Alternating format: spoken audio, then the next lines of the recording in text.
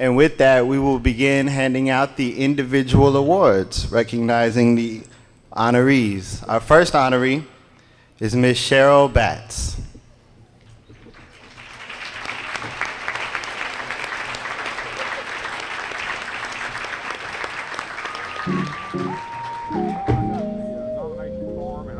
And I said, no one deserves this award more than Cheryl Batts, who has done so much for the Hot Springs community. When she started PHOEBE, people helping others excel by example. PHOEBE just kind of evolved. It started out bringing the churches together. She was going to do historical things for the churches, and it just started out as a vision, and it's become this huge thing that just kind of basically consumes her. Cheryl Batts has been a great resource for us, not only helping us with our diversity marketing efforts, but actually, preserving the history of Hot Springs. You hear a lot about the Al Capones and the Babe Ruths, but you don't hear about the Louis Jordans and the Cab Callaways and the great history of our black community. Well, very little of it was documented into a centralized format, and again, some of it was starting to disappear. Some of the older members of the black community were starting to die, and so she took the initiative of getting it all together in a central location, but also recording a lot of the statements from the people that were around back then before they pass away, which I think is very important. I didn't even know we had a black bathhouse, other than the Pythian and the Baptist Hotel. I knew about those, but I didn't know that it had been one down on Central, and she dug that up.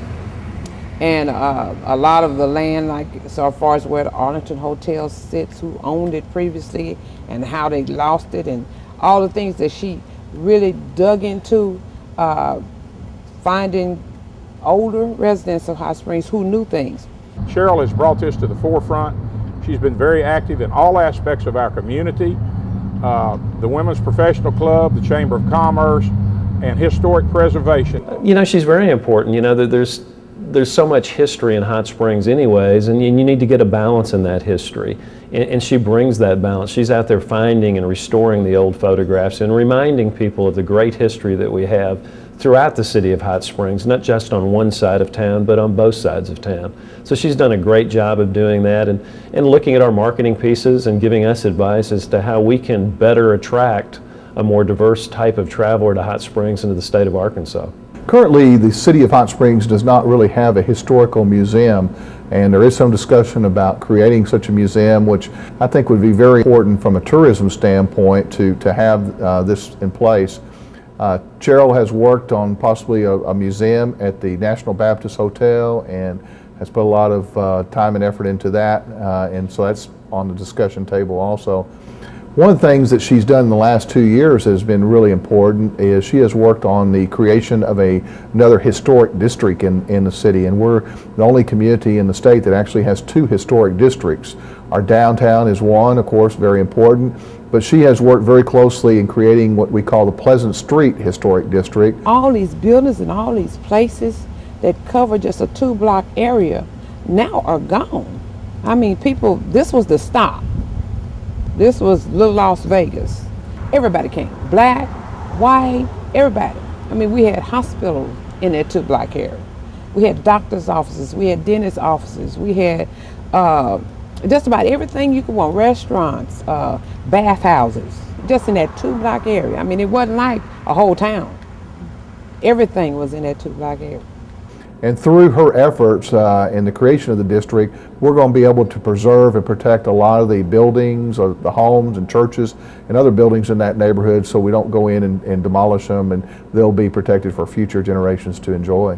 I tell you, I think the word to sum up Cheryl Batts would be committed. She's committed to whatever she's doing. She has a passion for her work and for the city of Hot Springs that's unmatched, and she's a great asset for us. I am so proud of Cheryl. Hot Springs is. Every community wished that they had someone like Cheryl Batts.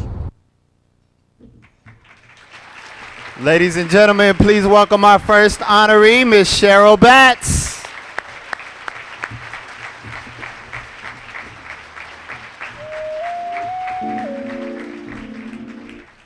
Well, of course, now I'm so teary-eyed I can't read.